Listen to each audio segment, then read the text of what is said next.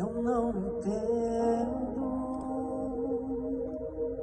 os teus planos, mas aceito.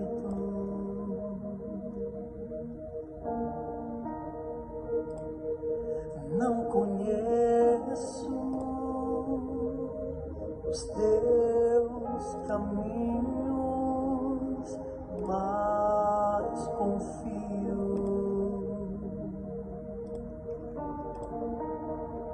Tua vontade é boa, tão perfeita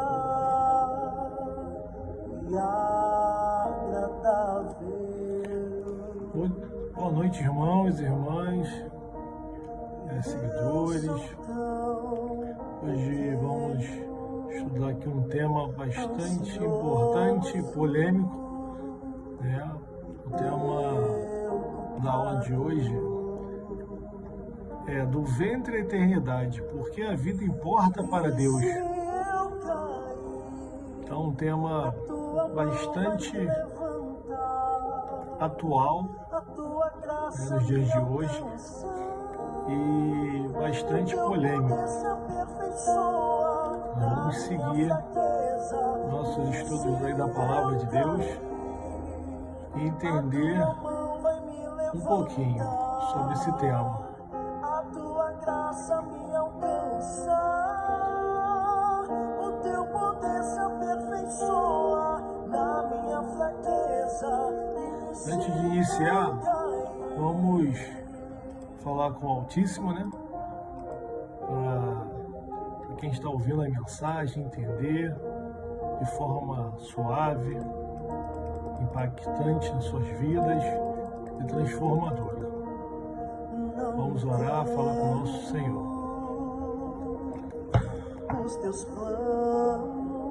Senhor Deus Pai, que está no céu, diante da Tua presença, estamos neste momento, Senhor, reconhecendo que Tu és o autor da vida.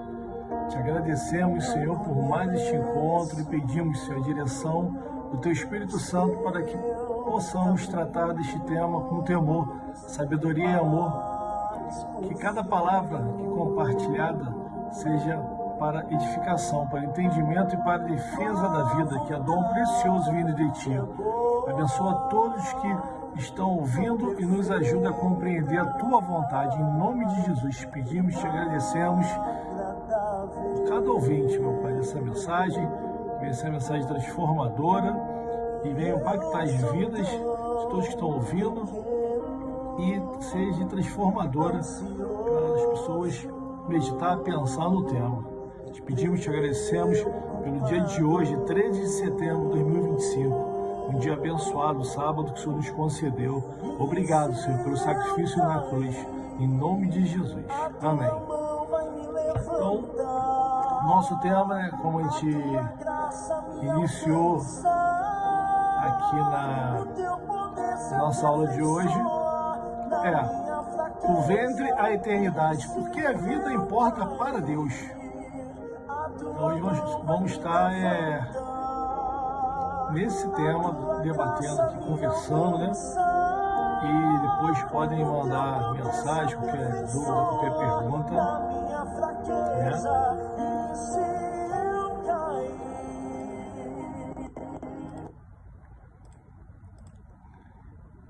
Então, pessoal, o tema do ventre, né, à eternidade, ele é um tema ligado, né, sobre o cidadão, o ser humano e o tema aborto, né?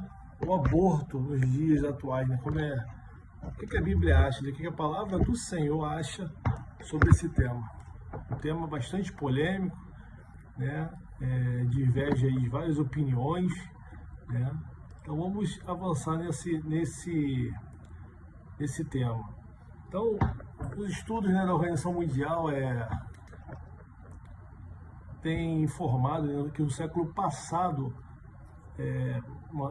uma situação revoltante, violenta, né? Se calcula que houve 5 milhões de abortos. Então, e esses 5 milhões de abortos ocorreu no Brasil. Só no Brasil, 5 milhões de abortos no século passado. Então, o Instituto Gallup concluiu que 58% dos brasileiros são favoráveis a ele. Em Tiago 2,13, está escrito assim, a palavra do Senhor. Porque o juízo é sem misericórdia para com aquele que não usou de misericórdia. Então, para todo juízo que foi aplicado sem misericórdia, Deus também não terá misericórdia. Então, a misericórdia, ela triunfa sobre o juízo.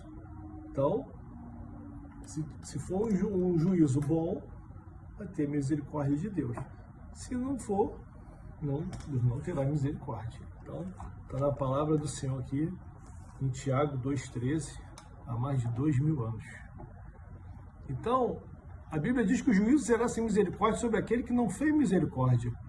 O movimento feminista antibíblico e anticristão alardeia o direito de a mulher usar o seu corpo como ela quiser, sem levar em conta a vida do feto indefeso. E o cristão, como deve se posicionar? Ora, nós não somos donos de nada. Deus é que é. Ele é o que procuraremos demonstrar nesta lição, aqui nesse estudo sobre esse tema bastante polêmico.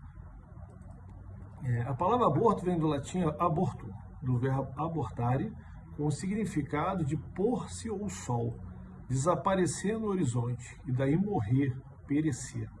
Na Bíblia, o referido termo e seus cognatos aparecem em Jó 3,16, Salmo 58, versículo 8, Eclesiastes 6, versículo 3, e tem outras passagens sobre o tema.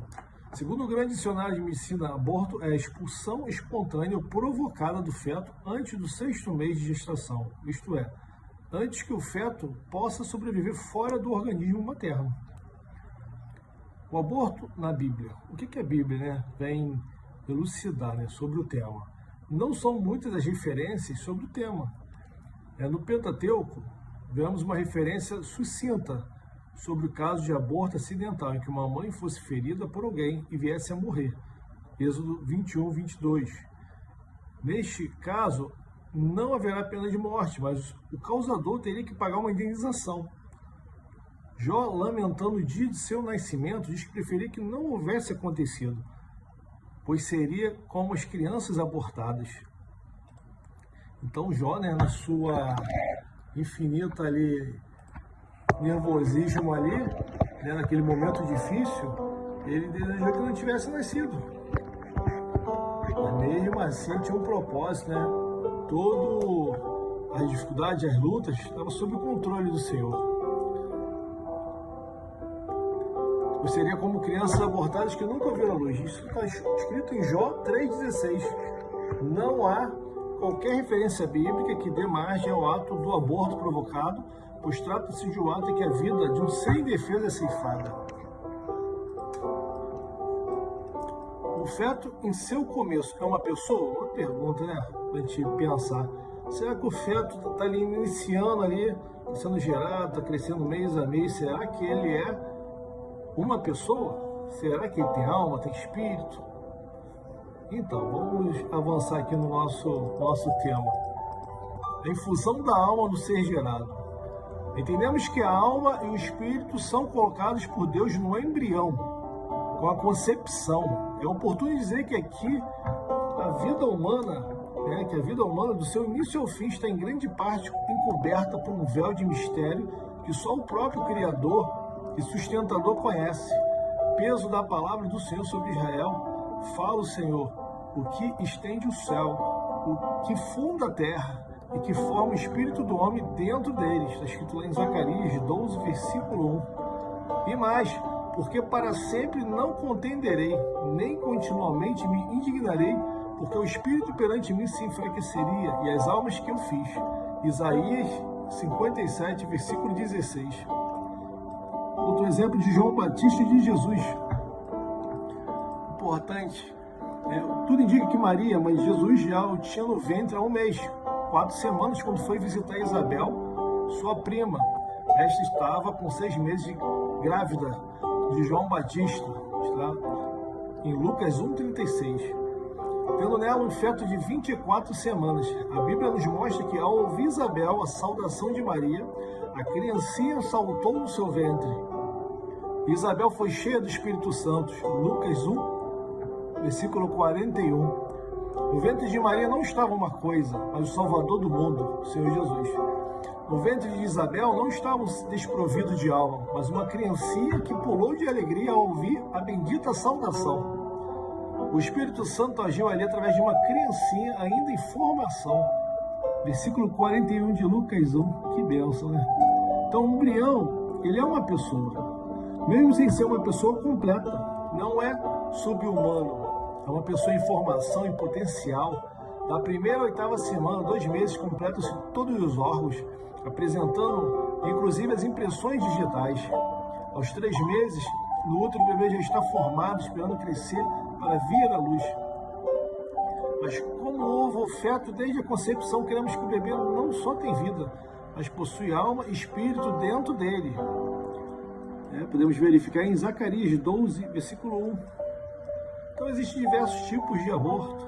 O aborto natural ocorre por motivos de circunstâncias naturais, implicando a morte do feto. Segundo a medicina, pode haver aborto por várias causas, entre elas destaco os seguintes: insuficiente vitalidade de espermatozoide, infecções de placenta, infecções sanguíneas, inflamações uterinas, grave exaustão, diabetes e algumas desconhecidas. Não há, isso está no livro de Reifler, página 131, não há incriminação bíblica quanto a esse caso, pois não havendo pecado, não há condenação. Em Deuteronômio 24:16b diz que cada qual morrerá pelo seu pecado. Temos também o tipo de aborto acidental. Ele é resultado de um problema alheio à vontade da gestante. Uma queda, um susto acidental, inesperado e intenso podem provocar abortamento. Não há implicação ética quanto a isso. A referência de Deuteronômio 24, versículo 16, aplica-se a esse caso. Abortos por razões eugênicas. É o aborto por eugenia, isto é, para evitar o nascimento de crianças deformadas ou retardadas. As pessoas, segundo os princípios bíblicos, nós cristãos não acatamos tal conceituação puramente humanista. Pessoas deformadas ao nascer têm personalidade e características verdadeiramente humanas e, por conseguinte, têm direito à vida. Abortá-las é assassinato. A Bíblia diz: e não matarás o inocente. Êxodo 23, versículo 7. Então temos um tema aqui, matar o Beethoven. É bastante conhecido, é um texto em que o professor, desejando mostrar aos alunos como uma falha lógica humana, propõe o seguinte caso: baseado nas circunstâncias que mencionarei a seguir, que conselho daria a turma, a uma senhora grávida do 5º filho? O marido sofria de sífilis, ela de tuberculose. Seu primeiro filho nasceu cego, o segundo morreu, o terceiro nasceu surdo e o quarto é tuberculoso. Ela está pensando seriamente em abortar a 5ª gravidez. Que caminho você lhe aconselharia? Os alunos pensaram e, diante das circunstâncias, sugeriram que o aborto seria aconselhável, para que não nascesse mais um filho defeituoso. O professor então lhe respondeu: se fosse cada um deles, como eles iam proceder, como eles iam agir naquela situação.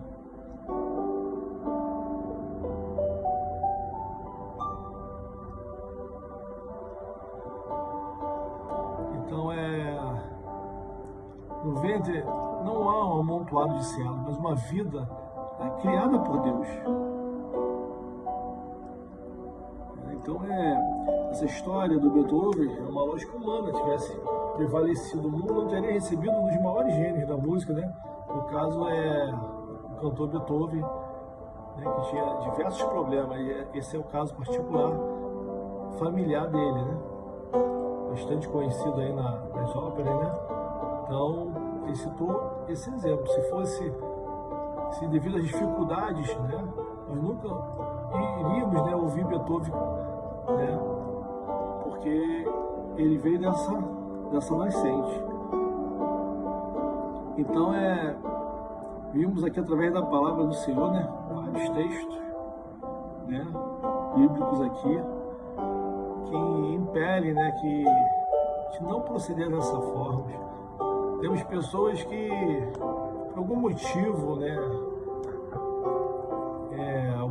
aconteceu algum acidente ou algum momento da vida de forma consciente, efetuou o aborto, ou através de acidente, ou intencional, né, e fica se acusando, né, a vida parece que está carregando uma cruz, aquilo não larga dela, porque o inimigo, ele é acusador, ele sempre vai ficar jogando isso na sua mente, né, por algum motivo, né, que isso aconteceu, para te desanimar, para te entristecer, para te enfraquecer, porque ele é o pai da mentira, ele é o pai enganador que veio para matar, roubar e destruir. Então esse é o objetivo dele, matar, roubar e destruir. Ele não vai fazer coisa boa, ele vai fazer coisa ruim, coisa má.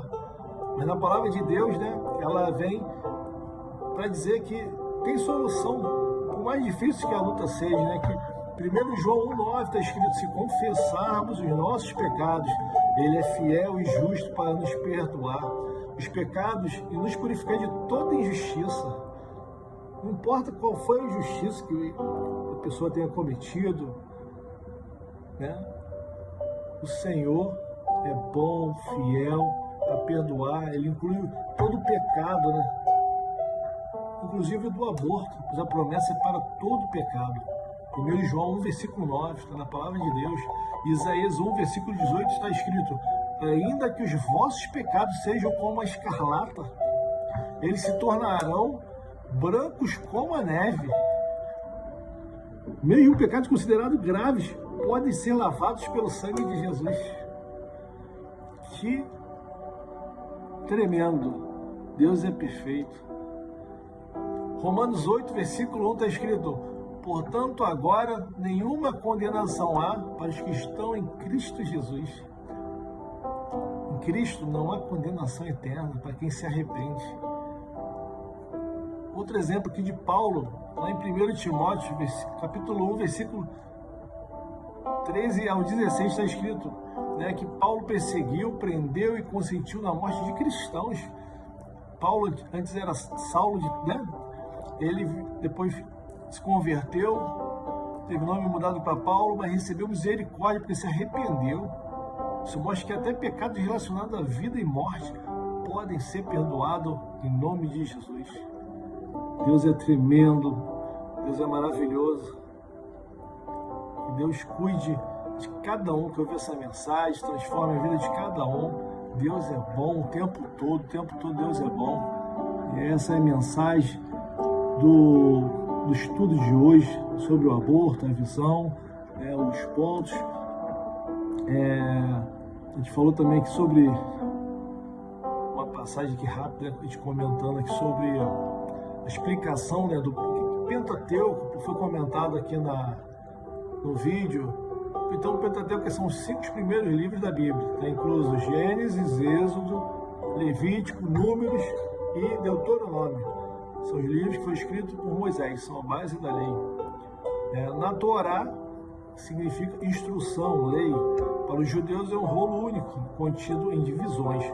A tradução grega, né, que só chama de Septuaginta, aparece separados como temos hoje. São o fundamento de todo o Antigo Testamento e da ética bíblica, inclusive no que diz respeito ao valor da vida. Então nós temos tudo, a Bíblia é um manual de como a gente precisa viver bem. Está tudo na Bíblia, palavra de Deus. Deus é tremendo, maravilhoso, onipotente, onisciente. Então, com esse propósito, nesse tema polêmico, abordado de uma forma bem suave aqui, para todos entender que